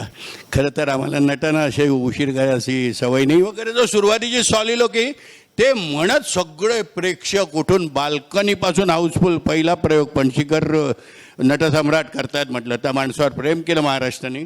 आणि ते आले आणि जी काही टाळ्यांचा कडकडाट झाला, नाटकालाही तोच प्रकार झाला होता. आणि तात्यांचा मग नंतर फोन आला होता पंताला, पोराने नाटक चांगलं केलं आहे. माझे टिल्लू बिल्लू सगळे माझे लोक जे आले होते बसले, त्यांनी मला रिपोर्ट दिलाय, त्याला सांग आणि ते करत राहा प्रयोग म्हणून. किती छान आठवण आहे. अशोकजी यशाच्या गोष्टी खूप आहेत. खूप काही चांगले पुरस्कार मिळाल्याच्याही गोष्टी आहेत. पण अशाही गोष्टी आहेत की नियतीने वार केला, कधी आघात केला, कधी एखादा ॲक्सिडेंट, कोणी प्रिय व्यक्ती सोडून गेली किंवा काय. पण असं सगळं झालं असताना सुद्धा तुम्ही न डगमगता परत उभे राहिलेला आहात. आता दिवाळी जवळ आली म्हणून मला आठवण आली, दिवाळीच्या पहिल्याच दिवशी एका गोडाऊनला आग लागली होती. शमशूच्या गोडाऊनला आमचं सामान असायचं. माझं पिंजरा नाटकाचा सेट, डोंगर म्हातारा झालाचा सेट, आता भाड्याने सेट घेतात सगळ्या नाटकाला. पूर्वी कारण गोडाऊन नाहीत प्रत्येकाकडे. पूर्वी काय आम्ही आमचे सेट असायचे, आम्ही गोडाऊनचं भाडंही देत होतो. नाट्यसंपदेच्या गोडाऊनमध्ये माझाही सेट असायचा. तर एका दिवाळीला माझा 4.5 लाखाचा, त्या काळामध्ये 87 ते 88च्या मध्ये 4.5 लाखाचा सेट, 3 नाटकाचे सेट जळून खाक झाले. आणि रस्त्यावर आलो, अक्षरशः रस्त्यावर आलो. काय करायचं कळेना मला. कांतीमडिया माझ्या गुरूंचे सेटही होते. गोवा हिंद असोसिएशन तर बंदच झालं त्याच्यानंतर. मी नाटकाला उभा राहिलो परत काही वर्षांनी नाटक करायला, प्रोडक्शनला. पण प्रोडक्शन करणं इतकं सोपं नाही आहे, कारण त्या काळी जे काही होतं मिळवलेलं ना सेट वगैरे, त्याच्यावर आपण आणखीन करू शकलो असतो. तर ते निघून गेलं. त्यामुळे ओके फाईन, त्याची इच्छा होती, आपल्या काहीतरी वाईट कर्म घडलं असेल, जाळलं सगळ्यांचे सेट. पण फिनिक्स पक्षाप्रमाणे परत तुम्ही भरारी घेतलीच होती. तर हे सगळं नुकसान कसं भरून काढलं? परत नाटकच ना. नाटक कसं उभं केलं तुला सांगतो मी. त्याच्यानंतर तू आहेस तरी कोण, हे संगीत नाटक, संगीत असलेलं नाटक. हृदयनाथ मंगेशकरांच्या मुलाला मी म्युझिक दिलं. माझं आणि मंगेशकरांच्या फॅमिलीचे जवळचे संबंध होते, म्हणजे मी त्यांच्याकडे घरी जाणं येणं होतं, लता दिदी वगैरे सगळे. तर बाळासाहेबांना मी सांगितलं की बाळासाहेब मी आदिनाथला म्युझिक देतो त्यांच्या मुलाला, त्याला आपण म्हटलं लिफ्ट देऊया या नाटकाला, बॅकग्राऊंड म्युझिक आणि काही दे ना म्हणाला तो. म्हणजे त्याला दिलं. आणि बाळासाहेब एक दिवस तालमीला बाळासाहेबांना मी रिक्वेस्ट केली, बाळासाहेब मला एक बंदिश हवी आहे, येतो ना, कुठे तुला जागा वगैरे सांगशील ना? मला हो सांगतो. आम्ही बसलो दोघं जण आणि नाटक बघताना मला बघितलं बाळासाहेब 8 बंदिशी पाहिजे त्याला, 8. म्हटलं 8 बंदिशी म्हटल्यानंतर मी घाबरलो. म्हटलं खिशाला किती चाट लागणार? तर म्हटलं बाळासाहेब ते जास्त होईल ना, हिशोब तेवढं माझं तुला बजेट विचारलं आहे, मी 8 बंदिशी गाणार, एकही पैसा तू द्यायचा नाहीस. आणि हृदयनाथ मंगेशकरांनी 8 बंदिश त्या नाटकाला गायल्या होत्या. ते नाटक पुणे मुंबई इथे प्रचंड गाजलं. 100च्या वर प्रयोग त्या काळी झाले. आणि लता दिदींकडचं जेवण, लता दिदींनी कलाकारांना वाढलं ते जेवण. हा, एक दिवस काय झालं, मीनाताई मंगेशकरांची मुलगी काम करत होती माझ्या नाटकात. तर मीनाताई मंगेशकरांची मुलगी काम करत होती, त्यामुळे दिदी एक दिवस आम्हाला नाटकाला तालमीला हॉल नव्हता, तर ती उत्साहात म्हणाली, रचना तिचं नाव, उत्साहात म्हणाली आपण प्रभुकुंजमध्ये तालीम करू, आमचा हॉल आहे. म्हटलं चालेल. म्हटलं गेलो तिथे. कुठल्याही नटाला रोज बदाम पिस्ते खाऊन तालीम करायची सवय नाही. तिथे बदाम पिस्ते ठेवलेत, हे ठेवलेत, तालीम करतोय. यशवंत अविनाश मसुरेकर असे सगळे जी काही कॅरेक्टर सगळी. आणि मग जेवायला मंगेशकरांच्याकडे गेलो आणि दिदीनी त्या आमच्यासाठी, कारण दिदी स्वतः वाढायला आल्या. आज मी का वाढते म्हणाले, तर आमच्या घरामध्ये वडिलांनंतर आज पंगत बसलेली आहे आमच्याकडे. क्या बात आहे. काय हवं आणखीन आपल्याला? सांगा ना, आणखीन काय शब्द हवे? एखादी आठवण सुधाताईंची पण सांगा, कारण सुधाताईंना तुम्ही अगदी गुरुस्थानी मानता ना. सुधा करमरकर. सुधाताईंची गंमत होती, त्या खूप अशा रिझर्व्ड होत्या, अफलातून आर्टिस्ट, उत्तम कलाकार. पण त्यांचं हे मिसळणं वगैरे खूप कमी. म्हणजे नाटकात काम, त्यांनी माझ्या नाटकात काम केलं आहे, त्यांनी एका नाटकात त्यांनी माझ्या काम केलं. येत्यावेळी कधी मी त्यांच्या कंपनीच्या नाटकात काम केलं. पण ॲट द सेम टाईम त्यांच्याकडून मला शिकायला मिळालं, डिक्शन कशी, याचा विचार कसा करशील. आणि सगळ्यात महत्त्वाचं म्हणजे बिटवीन द लाईन महत्त्वाची आहे. बिटवीन द लाईन आपल्याला आयुष्यामध्ये देखील बिटवीन द लाईन खूप महत्त्वाची आहे. आपण बिटवीन द लाईन सांभाळली नाही तर आपण भांडतो, रागावतो, चिडतो, आपला अहंकार कुरवाळतो. पण ती बिटवीन द लाईन आपण नीट हाताळली तर हे प्रसंग येत नाहीत आणि आपण आपलं आयुष्य कमीही करून घेत नाही. तेव्हा ते त्यांच्याकडून शिकलोय मी, खूप शिकलोय. आणि अभिनय म्हणताना ते ॲज इट इज त्या माझ्यावर मला येतं आहे असं त्यांना बरंच वाटायचं. त्याच मला विचारायचं तू हे काय करू मग मी वगैरे, असं ते चालायचं आमचं. आणि संध्याकाळी दोघांचं आमचं दौऱ्यावर देवळात जाणं एक महत्त्वाचं कार्य असायचं. सुधाताई त्या काळी एम ए इंग्लिश घेऊन झाल्या होत्या, फर्ग्युसन कॉलेजला होत्या. त्यामुळे प्रत्येक विषयाचं ज्ञान, अभ्यास हा प्रचंड होता त्या बाईचा. या बालनाटकासाठी जी काही सुलभा देशपांडे म्हणा, ही म्हणा, रत्नाकर मतकर, या लोकांनी जे केलं तसं असं सकस बालनाटक शिकवणारा, लहान मुलांना घडवणारा माणूस राहिला नाही. मी इथे प्रयत्न केला बराचसा. एक गंमत कशी झाली, एकदा मध्ये मी आणि सुहास आपली जोशी आम्ही एका ठिकाणी पाहुणे म्हणून होतो आणि विषय निघाला की तुम्ही दोघांनी शिकवायला पाहिजे. तर सुहास पटकन म्हणाले आम्ही दोघंही शिकवू. त्या मुलाने आम्हाला विचारता कामा नाही, मला सिरियलमध्ये कधी काम मिळेल, मला नाटकात कधी काम मिळेल. अजिबात मिळणार नाही, आम्ही तुला शिकवू, तुझं बाकीचं तू काय करायचं ते. आणि ती फॅक्ट आहे हो. अलीकडे कसं एक पाय इथे असतो, एक पाय तिथे असतो. अरे मुळात पहिलं शिका, छान स्वतःला समजून घ्या, उत्तम माणूस व्हा पहिलं आणि मग उत्तम नट होता येतं. वस्तुस्थिती सांगतो, माझ्या सगळ्या गुरूंनी मला सांगितलंय. आता एन चंद्रा ज्यांनी माधुरी दीक्षितचं नशीब उघडलं त्याची पण स्क्रीन प्ले काही मी लिहिले. तर एन चंद्रा मला मधुकर तोरडमल बद्दल विचारलं एकदा, अरे मधुकर तोरडमल कसा आहे रे? म्हटलं मस्त ॲक्टर आहे. ॲक्टर नको आहे मला, माणूस कसा आहे. माणूस चांगला असला तर ॲक्टर करता येतं आपल्याला, त्याला आपण करू त्याला. पण तो माणूसच चांगला नसेल तर आपण काही करू शकत नाही. आणि मग मधुकर तोरड मला काम मिळालं, कारण मी मामांची आणि माझी चांगली मैत्री होती आणि मामा एक खूप छान माणूस होता. ते तो काळातली ती माणसंच सगळी अभिनयाची ती वेगळी होती. आजच्यासारख्या अर्ध्या अडकून दाट पिवळवून कॉलर ताट करणारी ती माणसं नव्हती. ती माणसं जमिनीवरच राहत होती, जमिनीवरच चालत होती. आता सगळ्यांनी बघितलेलं एक नाटक जे तुम्ही लिहिलेलं, कुसुम मनोहर लेले, त्याच्याबद्दल बोलूया. तुम्हाला तो विषय कसा सुचला, तो रिक्षावाला कसा भेटला, ती स्टोरी. त्याची गंमत झाली. अश्रूंची झाली, फुलेचा दौरा होता आणि रात्री प्रयोग करून आम्ही सकाळी निघालो. पुण्याला प्रयोग होता रात्री, त्या रात्री. तर काहीतरी दुपारी 2ला वगैरे पोचून जेवून थोडा वेळ झोपलो आम्ही बालगंधर्वला, आणि मी संध्याकाळी चहा प्यायला आणि पाय मोकळे करायला म्हणून निघालो. 1984 सालची गोष्ट आहे. निघालो आणि टपरीवर आलो, आपल्या नाक्यावर, आपलं पूनम हॉटेलच्या तिकडे टपरी होती एक चहाची. तर चहा पीत बसलो, एवढ्यात एक रिक्षा कचकन थांबली. ए आज क्या, पुण्यातले लोक कधी तुम्हाला तुमच्या सरळ नावाने हाक मारणार नाहीत, कुठेतरी ते तोडणार आणि मग ते तुम्हाला हाक मारणार. बरोबर सांगतोय धनश्री, तू बघ तू. तर आज क्या म्हटलं, बरं. अरे ज्ञाने कुठे? तर त्याचं नाव ज्ञान आहे, पण त्याला ज्ञानेश्वर स्वतःचं नाव घेता येत नाही, त्यानं नाण्यात म्हणायचं, नाण्या. तू मोठा नाटककार झालायस म्हणाला. म्हटलं नाही रे, 1-2 नाटकं लिहिली आहेत मी. चल तुला एक सॉलिड नाटक देतो मी. तो पण माझी 2-3 नाटकं आली होती. प्रायोगिकला तर बरीच नाटकं आली होती. चल काय कुठलं नाटक? चहा पे म्हटलं. पहिला रिक्षात घेतला, स्वारगेट पोलीस स्टेशनला नेला. त्याचं खरं नाव तुम्हाला सांगणार नाही, त्या माणसाचं नाव मला माहिती आहे आजही. आणि मला तिकडे त्याचा जो काही कोणी चुलत मावस भाऊच होता, त्याला म्हणाल, तू परवा मला गोष्ट सांगितलीस ना, हा नाटककार आहे, असं आहे तसं आहे. म्हटलं काय वगैरे सांगत बसलं बेटा.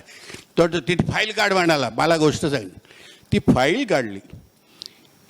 सुजाता देशमुख नावाच्या एका बाईला कशा पद्धतीने फसवलं, तिने पोलीस कंप्लेंट केली होती, पण तिला कुणीही मदत केली नाही. आणि तिच्याकडे बिचारीकडे पैसे नव्हते हो की पुढे जावं, कारण का एकदा कोर्टात वकिलाला सुरू झालं की ते असतं.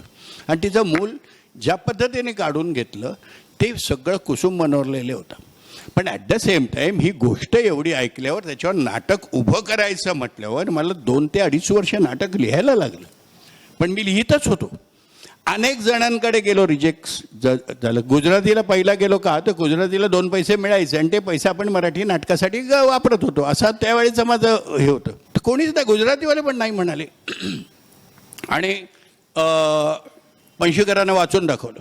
पंत म्हणाले, अरे आपला हा सरोगेट मदरचा परत विषय झाला, आपण पुत्रकामेष्टी केलं आहे, तुला मी विनय आपटेला दिलं तर चालेल हे नाटक.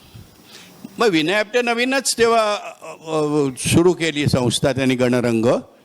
तर म्हटलं हो चालेल ना, विनयला दिलं तर. विनय माझा मित्रही आहे म्हटलं, आम्ही प्रायोगिक नाटकं एकत्र केली, स्पर्धा एकत्र केली. मग विनयला देतो. विनयने पणशीकरांनी नाटक दिलं म्हटल्यावर मला 2,500 रुपये लगेच पाठवले. म्हणाले तुझं नाटक मी घेतलं. आणि गंमत सांगतो तुम्हाला, विनय आपटेनी ते नाटक उत्तम केलं. आता 4 दिवस नाटकाला राहिले असताना मी तालमीलाही गेलो नाही. आधी आमचं ठरलं होतं आदली बदली करायची. अशोक तू ॲग्री आहेस ना? म्हटलं ॲग्री आहे. तुला दिग्दर्शन म्हणून जे काही करायचं कर, माझ्या याला वस्त्रांना हात लावताना जरा विचार कर, एवढंच, बाकी काय. ते काय करतोय ते सांग. तर दामोदर हॉलला तालीम होती. अरे नाटक तर बघायला आहे, स्वतःचं काय करतोय मी ते बघायला आहे. म्हटलं बरं येतो मी. तालमीला गेलो, तालमीला बसलो आणि मी नाटक बघितलं सगळं. आणि विनयला म्हटलं, विनय मिसिंग आहे रे, हे आता काहीतरी देऊ नका बाबा मला, हे तुमचं नाटकवाल्यांचा हाच त्रास असतो रे नाटककारांचं, काही ना काहीतरी मदत काढत. 1-2 मिनटं थांब, या सगळ्यांना म्हटलं लंचला पाठव, गिरीश, मोने, सुकन्या वगैरे यांना जेवायला पाठव. 5 मिनटं मला दे, मी 5 मिनटात सीन लिहितो आणि येतो. आणि तू आणि मी वाचू आणि मग ठरवूया हा घ्यायचा की नाही. तो सीन कुसुम मनोहर लेलेमधला हायलाईट सीन झाला. मला तो मिसिंग का वाटत होता, सुकन्या आपल्या बाळासाठी पान्हा आटेल माझा म्हणून ती त्या पोराला पाजण्यासाठी म्हणून तिकडे लेलेच्या घरी येते. लेलेची बायको सांगते की नाही, तो ते आणि ती सुमी त्यांची बहीण तिला त्या पोराला घेऊन बाहेर गेलंय. अहो मला तुम्ही बाळ देऊ नका, पण मला एकदा येऊन त्याला पाजायला तरी द्या हो, असं ती म्हणते सुकन्या. आणि मग ती म्हणते की नाही, मी विचारते लेले ना आणि सांगते. आणि ती निघते आणि बाळ रडल्याचा आवाज येतो आणि ती धावून जर काही गोंगाट करते. हा सीन होता. आणि तो सीन विनय म्हणाला हा सीन पाहिजे अशोक. सुकन्या आली तेवढं मला काहीच नव्हतं, मला आता मिळालं, मला हा सीन पाहिजे. म्हणते तू थांब थांब होऊन दे आता. म्हटलं सेटचा विचार केला पाहिजे, सगळा विचार केला पाहिजे. मग मुळेला बसवलं, प्रदीपला, आम्ही सगळ्यांनी मिळून सेटचा विचार केला आणि तो सीन ॲड केला आणि सुकन्याला बेस्ट ॲक्ट्रेसचं प्राईज त्या सीनमुळे मिळालं. लेखनाची मला मिळाली बरीच, ती दॅट इज ओके, ठीक आहे. हो, राज्यनाट्य. आणि या नाटकामुळे बऱ्याच लोकांना बरंच काही मिळालं. बरंच काय म्हणजे आता जसं ऐक ना, सुकन्या कुलकर्णीला संजय मोने नवरा मिळाला, ते मला गॉडफादर मानतात म्हणून. आणि विनय आपट्यांनी 11 लाखाची गाडी घेतली. हो हो, विनय आपट्यानी बस घेतली. त्या नाटकाने 500 प्रयोग हाऊसफुल केले, पण 83-80 प्रयोग विनयनी ताकदीने नाटक चालवलं. कारण लोकांना माउथ पब्लिसिटी होईपर्यंत नाटक बघायला सहसा आपली मराठी माणसं जात नाहीत. तर पण ते त्यामुळे अनेक त्याला सगळ्यांच्या गाड्या आल्या, फक्त गरीब राहिला तो लेखक. पण लेखकाचं का असं होतं? आता तुम्ही मालिका पण लिहिल्या, चित्रपट लेखन केलं, मालिका 2000च्या वरती मी लिहिली, 2000च्या वर एपिसोड लिहिले. मग आता तुमची पण 11 लाखाची गाडी आली. माझ्याकडे गाडी होतीच ऑलरेडी. मग आता तुम्ही म्हणता लेखक गरीब राहिला. आता मी लेखक, मी गरीब कधीच नाहीये. म्हणजे मी श्रीमंत आहे, पण गाडी आहे म्हणून श्रीमंत नाहीये. मी श्रीमंत मुळातच आहे. मनाने तुम्ही श्रीमंतच श्रीमंत होतात. आहे मी. मनाने केव्हा श्रीमंतच होतात तुम्ही. पण हे जे मालिकांचे एपिसोड लिखाण चाललं होतं, त्याच्यात बऱ्याच लोकांनी आपले पैसे बुडवले ना. कुठल्या मालिकाच्या लेखनामध्ये, चित्रपटाच्या मालिकेच्या लेखनामध्ये दासबाबू नावाचे जे करत होते सह्याद्रीसाठी, ते रोजच पैसे द्यायचे, कधी बुडवले नाही. हा. असं तुम्ही खूप लोकांना असे सीन लिहून दिलेत, एपिसोड लिहून दिलेत, चित्रपटाच्या कथा लिहून दिल्यात. आता किती त्याचे नावं सांगायचे? खूप झालं. आता मला अजून एक गोष्ट विचारायची, ते म्हणजे ठाण्यामध्ये पण तुमचं खूप कार्य आहे. ठाण्यामध्ये आहे. हा, तर जे प्रायोगिक रंगभूमीसाठी एक हा. स्टेज तयार केलेलं आहे. मला प्रायोगिक, पण त्याच्यामध्ये मला इथे एकदा कणकवलीला संमेलन होतं आणि ढवळ सर इथे आहेत, ज्यांची गुरुकुल शाळा आहे, तर त्यांच्याकडे आम्ही गेलो होतो सगळे. तर म्हटलं यार, मला कुठे ठाण्यामध्ये मी आलो आहे, मला एक प्रायोगिक रंगभूमीसाठी, जी गरीब मुलं असतात त्यांच्यामध्ये टॅलेंट्स असतात, पण त्यांना तुम्हाला फी द्यायला पैसे नसतात. अलीकडे कायच्या काय फी सांगतात. तर तिथे मी ती शाळा त्या उद्देशाने काढली. तिथे मी प्रायोगिक रंगभूमी सुरू केली. प्रायोगिक रंगभूमीवर मी कुमारी अरुणा शानबागसारखं नाटक केलं, जी नाटकं काहीतरी सांगू इच्छितात. अरुणा शानबाग, जे KEMची केस तुम्हाला माहिती असेल सगळ्यांना, या ते बिचारीने किती वर्ष जगली ती. तो हा खूप वेगळा. तुम्ही स्वतःच ऍडमिट असताना तिला पाहिलं होतं का? तुम्ही स्वतः मला हार्ट अटॅक आला पहिला, आणि डॉक्टर रवी बापट आपले डीन होते KEMचे, आणि काशीनाथ घाणेकरांचे ते मित्र होते, त्यामुळे माझाही मित्र होता रवी. तर मी रवीला फोन केला, अरे असा अटॅक आला आणि मला काहीतरी ब्लॉक बिक आहेत म्हणून एन्जिओग्राफी करायला सांगतायत, आणि इथे ठाण्यामध्ये 25,000 रुपये सांगतात, तर काय करू मी? तुझ्याकडे पैसे जास्त आलेत तर कर ठाण्यात 25,000, नसतील तर ये इथे KEMला, मी करून घेतो. 3,000 त्याने माझी एन्जिओग्राफी केली. काहीतरी ब्लॉक निघाले, म्हणाले लगेच काय तुला एन्जिओप्लास्टी वगैरे करायची गरज नाही, मी अजूनही फिट आहे, केलीच नाही आहे. त्यामुळे मला हार्ट आहे. पण अरुणा शानबागचं काय तिथे? अरुणा शानबाग, तर मी तिकडे होतो तेव्हा अरुणा शानबागची प्रोसेस चालू होती. म्हणजे उदय धुरतनी, प्रमोद धुरत, माऊली प्रोडक्शननी जाहिरात पण केली होती आम्ही करतोय म्हणून. आणि मग मी गेलो तिथे, तर त्या नर्सेसना मी विचारत होतो, अरुणा शानबाग मला बघायला मिळेल का? कारण ती कोमात होती, तर तिथल्या तिथे चालायची. मी माझ्या अरुणेला, तिला बघून मी माझ्या अरुणाला डिरेक्ट केलं होतं. तर चला ना म्हणाले सर, पण सांगू नका आम्ही तुम्हाला नेलं. म्हटलं नाही सांगणार.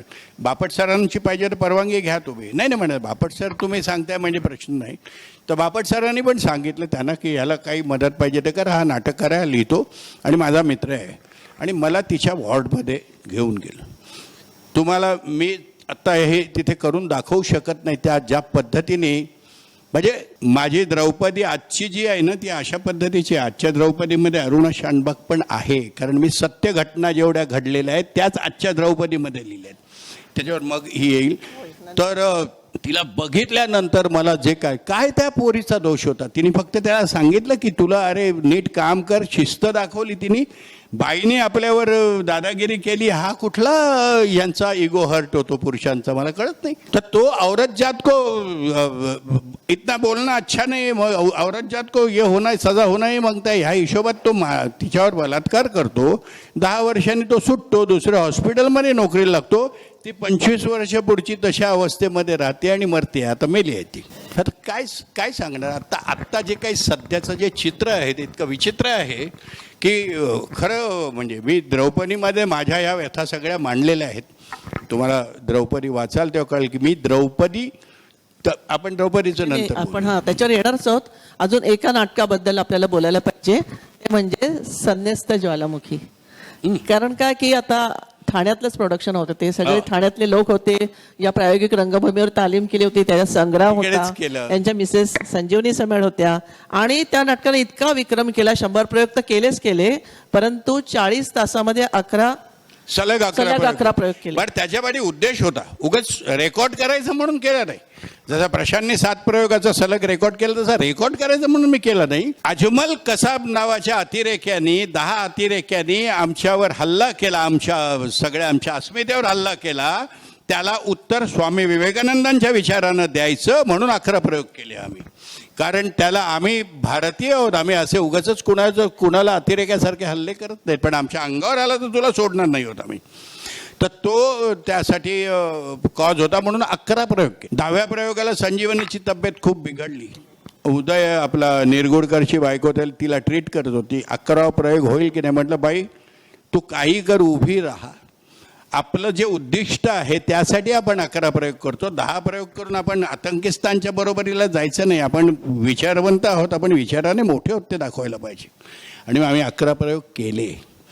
त्याचा हे झाला गाजावाजा, लिम्का बुक ऑफ वर्ल्ड रेकॉर्डमध्ये गेलं वगैरे. आणि संग्राम समेळ नावाचा एक लहान 18 वर्षाचा नट आज रंगभूमीला आम्ही दिला. ठाणेकर तुमचा मुलगा आहे सगळ्यात, त्याचं नाटक वगैरे बघा, सिरियल योगयोगेश्वर शंकर महाराज केला त्यांनी मध्ये, करत असतो. आता तो माझ्या पुढे जाऊन तो ऋग्वेदावर अभ्यास करतो आणि ऋग्वेदावर बोलतोय तो.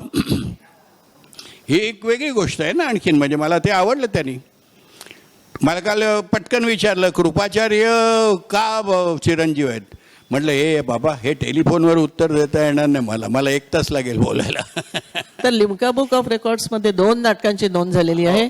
एक म्हणजे संन्यस्त ज्वालामुखी, ज्यांनी असं 40 तासामध्ये 11 प्रयोग केले. आणि एक माझं सुगंधनु सरनामो, पुचेचे डिग्री ना, पुचेच्या डिग्री नाही, सुगंधनु सरनामो.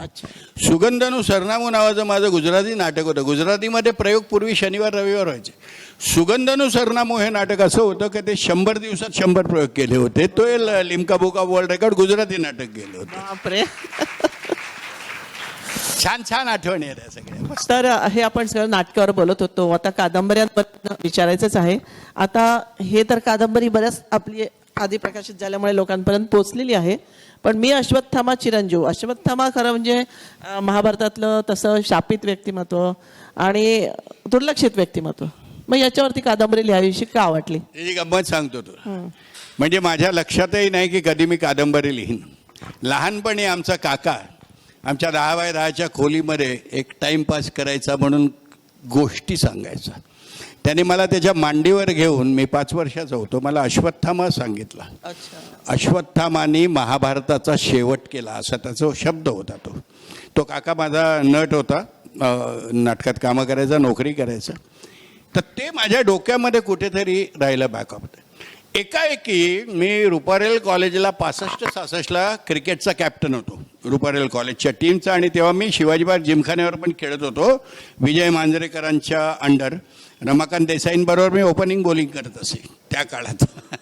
हा परत भाग्याचा आणखीन एक वेगळा क्षण आहे. आणि संध्याकाळी आम्ही लायब्ररीमध्ये जाऊन बसत होतो, कारण माझ्या घरी अभ्यास करायला तेवढ्या सुविधा नव्हत्या किंवा डिस्टर्बन्स व्हायचं. म्हणजे डिस्टर्बन्सचं सवय झाली होती मला, म्हणजे त्यामुळे अभ्यास व्हायचा असंही वाटायचं मला. तर लायब्ररीत बसताना एकाएकी असा पावसाचा इतका प्रचंड यायला आणि पटकन आठवला अश्वत्थामा. अरे म्हटलं अश्वत्थामा. आणि मग तेव्हापासून माझी जी काही सर्कल सुरू झाली ती 25 वर्ष अश्वत्थामा डोक्यात घेऊन फिरत होतो जसं येईल तसं. आणि मग माझ्या लकीली माझ्या मेहुणीने मला 18 खंड महाभारताचे आणून दिले. 18 खंड, 18,000 पानं महाभारताची मी वाचली. ते वाचली नव्हे, त्याचा अभ्यास केला, त्यातून नोट्स काढल्या सगळ्या, आणि मला अश्वत्थामा कुठेच सापडेना. फक्त तो इथे बसलाय, दुर्योधनाजवळ बसलाय, दुःशासनाशी बोलतोय, पांडवांकडे बसलाय, इथे बसलाय, द्रोणाचार्यांशी बोलतोय, एक त्याचं पिष्टोत्तकाचं प्रकरण, हा एवढाच होता. मग कुठे अश्वत्थामा मला मिळेल, आणि मग मी अश्वत्थाम्याचा माझा शोध सुरू झाला. आज अश्वत्थामा कुठे, हा इथपर्यंत येऊन पोचलो. आणि माझा रमेश उदारे नावाचा एक पत्रकार मित्र होता, वारला तो आता, माझ्या समोरच राहायचा वृंदावनमध्ये. एक दिवस असं माझं आपलं गप्पा मारता मारता बोललो, अरे लिहितोय मी पण मला मिळत नाही वगैरे, असं चालू असतं. कुठे मित्रांना जनरल सांगतो, नीतीला पण सांगतो बऱ्याच वेळा असं. आणि ते चालू असताना तो आला, अशोक उद्या काय करतोयस? म्हटलं काय नाही. येतोस माझ्यावर? कुठे? नंदुरबारला. म्हटलं चल, कंपनी द्या नुसती, चल ना माझ्यावर. म्हटलं बरं. मी नंदुरबारला गेलो. पोचल्यावर मला तो काय म्हणतो, आपण हॉटेलात राहतोय, तुला उद्या अश्वत्थाम्याला भेटवतोय. मी असं खाटकन उडालो. आणि त्या माणसाने दुसऱ्या दिवशी सकाळी त्याची, आमची जीप होती, ती जीप घेऊन आम्ही निघालो तिथून. ते श्रॉफ नावाचे मास्तर होते, त्यांच्याकडे आदिवासी मुलं शिकायला होती. तो रामसिंग, मानसिंग अशी जी मुलं होती, त्याला बोलवलं, यांच्याबरोबर तू जा. एका बाजूला दरी, एका बाजूला हे, आणि नुसता एक सिंगल रस्ता, समोरून येणाऱ्या जीप, सगळ्यांवर अश्वत्थामा लिहिलंय.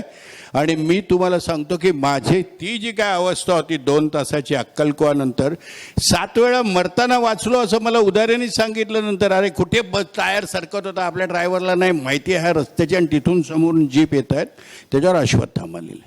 आणि तो जो काय भाग होता तो खूप वेगळा अनुभव आहे. आजही मला सांगताना अंगावर काटा येतो. तिथे ते तेलाची बुदली खरोखरच तुला सांगायचं म्हणून सांगत नाही. रिकामी होते.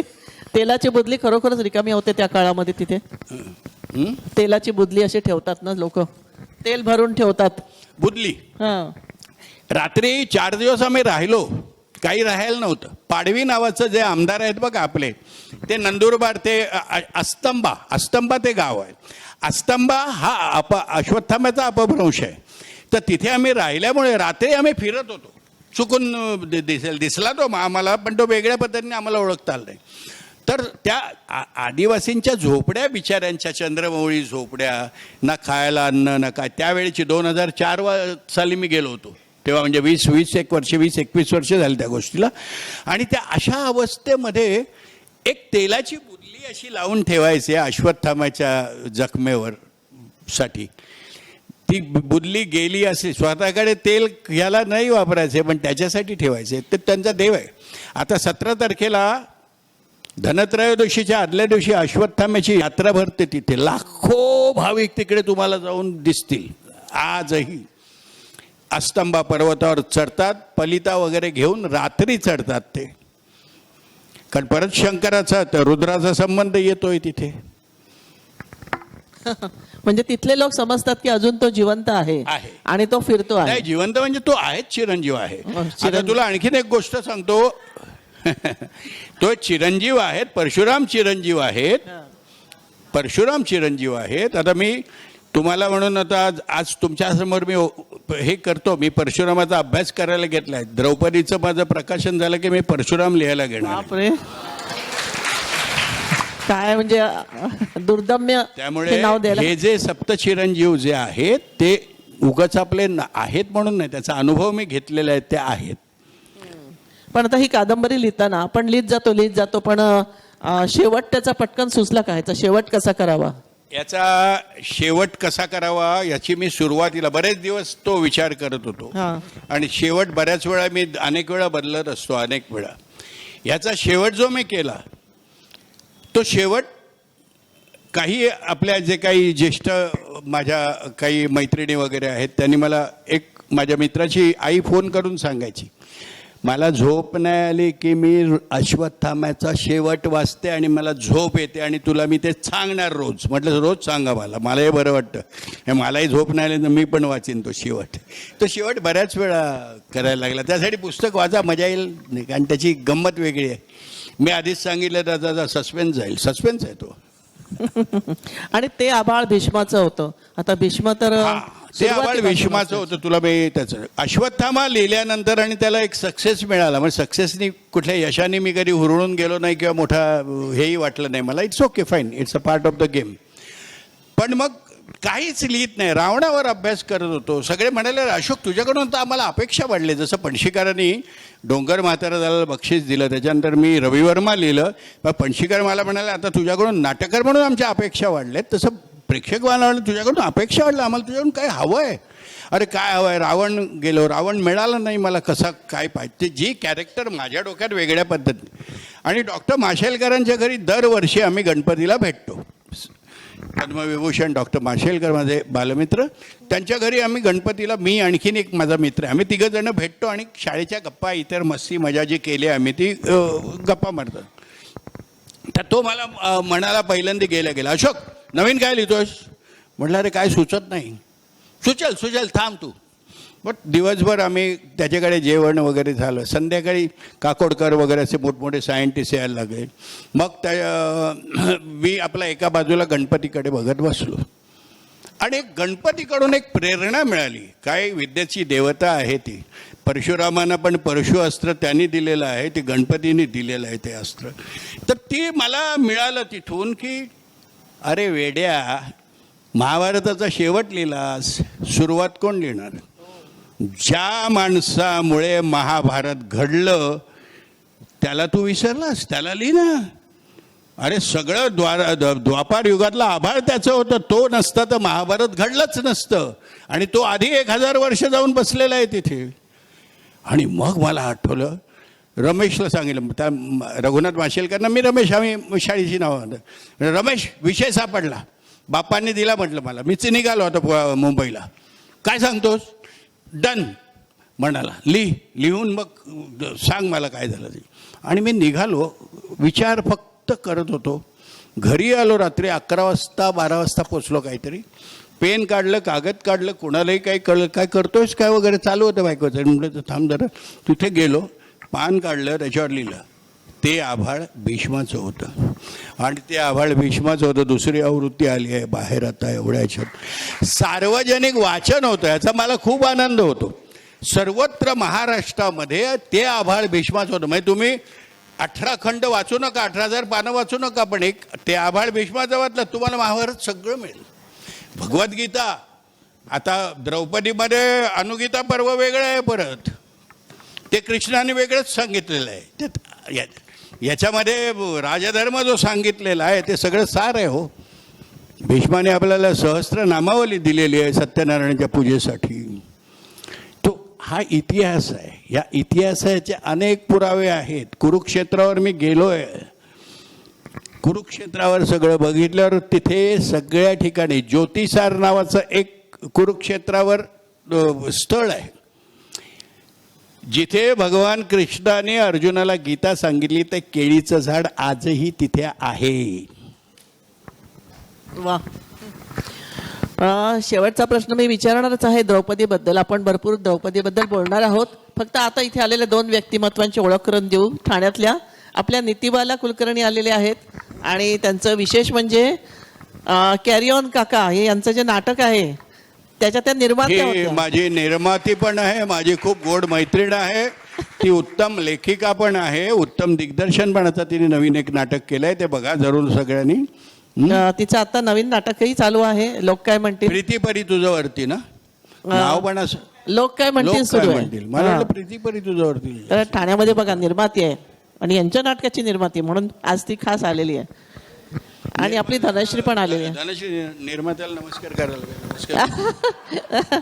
धनश्री मॅडम पण आल्या आहेत, ज्यांच्या निवेदनाने आपण दंग राहतो. अगदी तुम्हाला एक अनाऊन्स करतोय. परवा मी पुण्याला माझ्या पुस्तकाचं प्रकाशन आहे 12 तारखेला.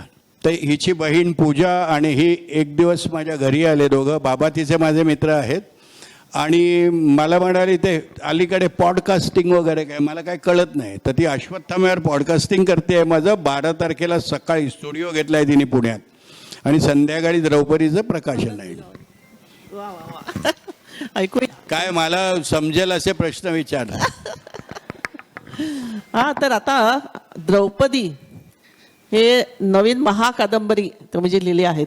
मित्र, तुम्ही बघा, या ज्या कादंबऱ्या लिहिलेल्या आहेत त्याच्यासाठी किती वर्ष अभ्यास करावा लागला असेल, किती पानं लिहिली. म्हणजे पहिले तर त्यांनी लिहिले अश्वत्थामा, आधी अश्वत्थामासाठी काहीतरी 1200 पानं लिहिली, मग परत 800 पानं केली, मग परत, म्हणजे इतका राईट करावं लागतं. म्हणजे तुम्हाला आलं तर मी प्रत्येक अजूनपर्यंत अडीच वर्ष मला एखाद्या गोष्टीला लागली तर त्याची पानांची वर्षण होतात आणि मी हाताने लिहितो, कारण मी त्या सगळ्या टेक्निकल नॉलेजमध्ये ढ आहे, तर मला येत नाही ते त्यामुळे आपल्या हाताने लिहिणं बेस्ट आपलं आणि आपण जी कादंबरीची किंमत देतो ती फक्त ते पानं मोजून किती पानं आहेत आणि किती किंमत आहे. पण हे जे काही अथक परिश्रम असतात ते त्याच्यामध्ये काही गंमत म्हणजे आभाळ भीष्माचं होतं. अनुष्का गर्गे नावाच्या डॉक्टर मुलींनी 4 दिवसात वाचलं आणि मला येऊन भेटली ती. इथे जळगावला राहणारी मुलगी. कॉन्व्हेंटची किती मुलं वाचतात आणि म्हणतात की सर हे आम्हाला देतात, हे आम्हाला कोणी शिकवलं नाही, आम्हाला it's a news to us. म्हणजे अशा अनेक गोष्टी आहेत. परीक्षक भेटल्यावर जी प्रतिक्रिया येते ती पॉझिटिव्ह येते. बरोबर. आणि प्रश्न असतात आणि त्या प्रश्नांचं मी त्यांना उत्तर दिलं. काही प्रश्न डिफिकल्टी असतात की हे असं का, तर त्याची उत्तरं माझ्याकडे आहेत, कारण मी त्याचा अभ्यास केला असल्यामुळे मी परिपूर्ण आहे त्याच्यात. बरोबर. काही थोटान म्हणून मी उत्तर देणार नाही तुम्हाला, त्याला लॉजिक असलं पाहिजे. तुमचे मित्र रघुनाथ माशेलकर ते म्हणाले की कोणत्याही विषयाकडे लेखक कोणत्या दृष्टिकोनातून बघतो ते महत्वाचं आहे, म्हणजे त्याचं नवीनीकरण कसं करतो. तर मग द्रौपदी हा विषय जुनाच आहे, पण त्याच्यामध्ये तुम्ही नवीन काहीतरी शोधलं असेल. आता गंमत काय बघा, अश्वत्थाम्याने शेवट केला महाभारताचा. भीष्मांमुळे महाभारत घडलं, पण घडवलं कोणी? द्रौपदीने. शेवटी स्त्री शक्ती महत्वाची आहे. तुम्ही ज्या आज माझ्याकडे जास्त संख्येने बसलेल्या, तुमची शक्ती महत्वाची आहे. प्रत्येक कर्तृत्ववान पुरुषाच्या मागे स्त्री असते आणि ती असेल तरच तो पुरुष मोठा होऊ शकतो. आणि पुरुषांनी ही गोष्ट लक्षात ठेवली पाहिजे. आपल्या पत्नीला, मुलीला, भगिनीला आपण जास्तीत जास्त प्रोत्साहन देऊन तिलाही आपल्या बरोबरीने मोठं केलं पाहिजे. आता बरोबरीच आहे. मी द्रौपदी नुसतीच लिहिली असती तर मी एक पुन्हा तिसरी यातलीच कादंबरी झाली असती. पण नाही, मी द्रौपदी लिहिताना मी हा विचार केला की काल द्रौपदीच्या पदराला हात लावला म्हणून तिने महाभारत घडवलं. आज आमच्या द्रौपदीच्या कुंकवाला जर हात लावला तर आम्ही ऑपरेशन सिंदूर घडवू शकतो. आणि आज आमची सुनीता विलियम्स, जी आमची लोहाणा या गावातली गुजरातच्या, ती आज अंतराळात जाऊ शकते. उद्याची स्त्री अंतराळामध्ये चंद्रावर का राहू शकणार नाही? लिफ्टने खाली येईल, पुन्हा जाईल वरती. होऊ शकतं ना सायन्स. म्हणून मला डॉक्टर माशेलकरांनी भाषणात मागे म्हटलं होतं की अशोक, अरे तुझ्याकडे काही नाही आहे, फक्त मोकळा आभाळ आहे. आमच्याकडे 1+1 आहे डेफिनेटली. तर तू सायन्स, आता मी सायन्स, आता ह्याचंही पहिलं वाचन मी माशेलकरांच्या घरी गणपतीला केलं, द्रौपदीचं. आता द्रौपदीचं कॅरेक्टर जर तुम्ही बघितलं तर द्रौपदीचा जन्म, द्रुपदाकडे तिचं जी काही राजशाहीत राहणं, तिचं स्वयंवर, त्याच्यामध्ये तिची असलेली विद्वत्ता, आणि ते झाल्यानंतर एकदम जमिनीवर धापकन पडलं आणि 5 जणांत वाटून घ्या म्हटल्यानंतर त्या स्त्रीची होणारी घालमेल, हे सगळं झाल्यानंतर तिच्या पदराला हात लावला गेला, तिची झालेली विटंबना. त्याच्या आधी तिने राज्यामध्ये ती गृहराज्यमंत्री वगैरे सगळं तिच्या खजिना हातात होता इंद्रप्रस्थामध्ये. ती द्रौपदीचे जेवढे गुण आहेत त्यातले काही गुण आमच्या आजच्या स्त्रीमध्ये आहेत आणि ते शोधायचा मी प्रयत्न केला आहे, ज्या सत्य घटना आहे त्यातून. आणि मी अपेक्षा करतो आणखीन मला जर मिळाल्या अशा, कारण राणी लक्ष्मीबाई वगैरे हे रेफरन्स तुम्हाला आपल्याला सगळ्यांना माहिती आहे, ते मी एका प्रकरणात करून ठेवले आहेत. पण आजच्या स्त्रीचे सत्य स्वरूप मी दाखवले. काही विकृत स्त्रियाही असतात, काही गोष्टीला मग काही आपण वेगळ्या पद्धतीने दिलं जातं प्रकरणाला वळण. लहान मुलींवर बलात्कार होणे ही चांगली गोष्ट आहे आजची. शरम वाटते आपल्याला, हे ऐकताना अंगावर काटा येतो, मारावं असं वाटतं. तर हे जे काही आहे चाललं आहे त्या संदर्भामध्ये जास्तीत जास्त मला ती पोचवायची आहे की ते तुम्ही वाचा. त्यातला गर्भित अर्थ लक्षात घेण्याचा प्रयत्न करा, अंतरात्मा लक्षात घ्या द्रौपदीचा आणि आजच्या स्त्रीचं कम्पॅरिझनमध्ये.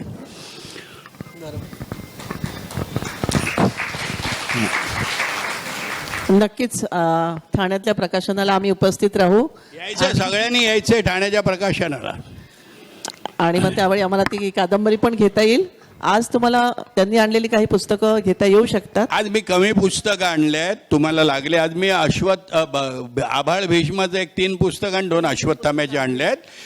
एरवी 1000 रुपये त्याची किंमत आहे, 700 रुपये सवलतीत देतात. माझ्या सिनियर सिटीजनसाठी मी आज 600 रुपयात पुस्तक देईन आणि आजच नव्हे नेहमीच देईन. कारण वाचणं हे आहे आणि मला माझ्या आयुष्यामध्ये मी वाचतच मोठा झालो आणि वाचन ह्याच्यासारखा मोठा गुरु नाही आहे आपल्या आयुष्यात. वाचन खूप काही शिकवतं आपल्याला. खूप छान. तर एक गुरुतुल्य व्यक्तिमत्व आमच्यासाठी नेहमीच होतं नाट्यसंपदामध्ये आणि त्या काळामध्ये मी होते, त्यामुळे याच्या बऱ्याचशा गोष्टी मला माहीत होत्या, माझ्या समोर घडल्या होत्या. तो काळ सगळा परत जिवंत झाला आणि नवीन विचार ऐकायला मिळाले त्या काळाबद्दल. खूप छान वाटलं. तर मला वाटतं या सगळ्याचा समारोप गुप्ते सर करतील ना, आणि सर्व रसिकांनाही खूप खूप धन्यवाद. आणि मला तुमचा पत्ता द्यायचा, माझा चेक तुम्हाला येईल यांच्यासाठी, हिच्याकडे पाठवीन. धन्यवाद धन्यवाद. माझा चेक येईल तुम्हाला, माझ्या संस्थेतर्फे देणार आहे म्हणून मी आज तुम्हाला देत नाही, कारण चांगलं कार्य करता तेव्हा माझ्याकडून चेक येईल. हा बस या तुम्हाला पाठवून देतो मी. हां, एका माणसामध्ये एवढ्या कला असू शकतात, बापरे. मी हे प्रथमच बघतोय. क्रिकेटपासून तुम्ही लेखक, तुम्ही नट, तुम्ही मी दिग्दर्शक. खरं क्रिकेटरच व्हायचो. मी बॉम्बे स्कूल खेळलोय, मी बॉम्बे युनिव्हर्सिटी खेळलोय. चलताय. पण तुम्ही खेळला नाहीत म्हणून सचिन तेंडुलकर निर्माण झाला. खूप छान. आणि मेघनाताई तुम्ही पण खूप छान खुलवलं खरं सांगायचं म्हणजे, कारण तुमच्या दोघांचा चांगला परिचय आहे मला माहिती आहे. त्यामुळे इन अँड आऊट तुम्हाला सगळं कळलं की बाबा ही व्यक्ती काय आहे. अशोक साहेब, खरोखर तुम्ही हरहुन्नरी माणूस आहात आणि असा आमच्या सभासदांसाठी तुम्ही वेळ काढून आलात, त्याबद्दल खरोखर मी तुमचा आभारी आहे.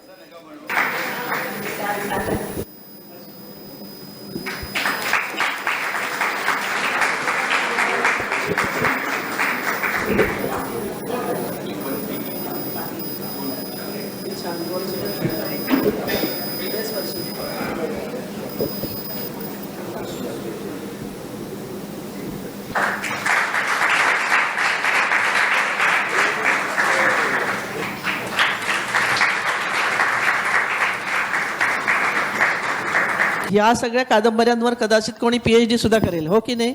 म्हणजे त्या लायक त्या कादंबऱ्या आहेत. कोणी नाटकावर तर केलंच आहे, पण आता या कादंबऱ्यांवर पण करेल. पण एक खास गोष्ट तुम्हाला सांगते की हा मुलगा लहानपणी शाळेतच जात नव्हता. एका गुंडाने त्याला शाळेत पोचवलं होतं. नाम्यादादानी शाळेत पोचवलं होतं. त्याचे ऋण मी नेहमी मानतो. आज ती गोष्ट कशी राहिली माझ्याकडून कळत नाही. मी खेतवाडी 7व्या गल्लीत राहत होतो, स्लम. म्हणजे 1 ते 14 गल्ल्या होत्या त्या. तर त्या 1 ते 14 गल्ल्यापर्यंत नाम्या दादा नावाचा होता, जो प्रत्येक वेळेला सुरा काढायचा. बरं, माझी आई सांगायची, मी 3 महिन्याचा असल्यापासून नाम्या घरातून घेऊन जायचा मला, आणि तिकडे 2 जिने होते आमच्या चाळीला. त्या एका जिन्यामध्ये मला मांडीवर घेऊन बसायचा आणि त्याचा हुक्का चालू असायचा. तर ती सांगायची, मी नेहमी सांगायचे ह्या ना की काय करायचं, ह्या माणसाकाला कसं देऊन आपलं पोरगं कदाचित असं होणार आहे पुढे. हा मवाली लेखाचा सुरे मारतो, हे मारतो, आणि ह्याला घेऊन बसल्या कुठे घेऊन गेला तर. वडील म्हणाले, आपण जाऊन द्या, आपण अशा एरियात राहतो की आपण आपल्याकडून चांगलं राहूया. झालं. शाळेत जायला लागलो. बिगारीत होतो. बिगारी होती तेव्हा आपल्या वेळेला. तर बिगारीत जाताना शेजारी सगळी कुठे दारूची भट्टी लागलेली, तिकडे याला रांक लागलेली, तिथे मटका लागलेला, आणि पैसे लावून गोट्या खेळणं. तर आपल्याकडे मामा वगैरे कधीतरी सगळेच घरी नातेवाईक राहायचे का आमच्याकडे येऊन त्या घरामध्ये. तर पैसे असायचे ना. माझा नेम मस्त लागतो, म्हणजे पैसे थोडे कमवता येतील, आपल्याला शेंगदाणे खिशात भरता येतील. बाबांच्या खिशातले पैसे वगैरे काढले एक दिवस आणि तिथे असं लावून खेळत होतो. असं 1-2 दिवस असा मस्त माझा गेला, आणि 3ऱ्या दिवशी जी कानाखाली खाडकन बसली माझ्या, आणि मी पडलो तडफडत. समोर तांबरलेले डोळे, नाम्यादादा उभा होता. हे तुझं काम नाही म्हणाला, शाळेत चालायचं, दप्तर उचल. त्या सगळ्या पोरांना सांगितलं, हा पोरगा पुन्हा इथे दिसला तर तुम्हाला मी सगळ्यांना घरात येऊन मारीन म्हणाला. आणि त्याची दहशत एवढी, आणि मी घाबरलो गेलो. आईवडिलांना सांगत नाही आहे, पुन्हा दिसलाच तर याद राख, मीच काय तो तुझा बंदोबस्त करेन. मला शाळेत सोडायला यायचा, मी शाळेत बसलोय की नाही बघायचा, घ्यायला यायचा. रोज त्याची ती वेळ ठरलेली. आणि त्याच्यानंतर माझी काय बिशाद आहे, इकडे तिकडे बघून जायची, मी शाळेतच जायचं असा गपचूप. मी जेव्हा रुपारेल कॉलेजला होतो, इंटरला होतो, तेव्हा नाम्यादादाला 14 जणांनी सुरे भोसकून मारला माणिक बिल्डिंगमध्ये. आयुष्यामध्ये मी एवढा धाय मोकलून कधी रडलो नव्हतो. मी जेव्हा कॉलेजमधून आलो ते आई म्हणाली, अरे असं झालं आहे, नाम्या अजून तिथे पडलेला आहे बिचारा. म्हटलं अगं मी जाऊन येतो.